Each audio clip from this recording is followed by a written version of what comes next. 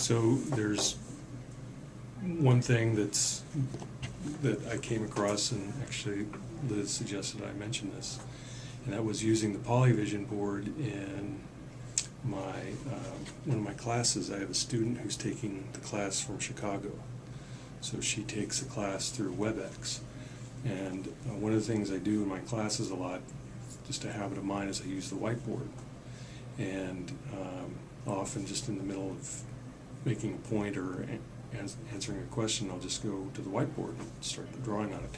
Well, the webcam was insufficient for looking at the whiteboard. We tried multiple ways, different ways to focus it. Couldn't get the whole whiteboard in and get sufficient resolution to see the drawings. And on top of all that, the glare in the room was such that even if you could get some good resolution on it or focus on a section of it, you couldn't really see it all that well anyway, unless you use a really dark color and really thick lettering.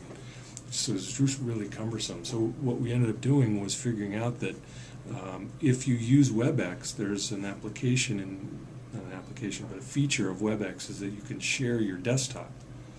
Well, while you're projecting onto the whiteboard, that becomes your desktop. So in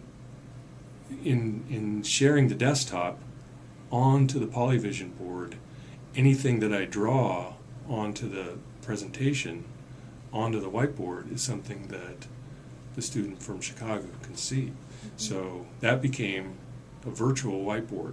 So I get the option, the flexibility to be able to draw whenever I want, and she gets the ability to be able to see it as well as everyone else in the class. And so that ended up being a nice discovery. Okay.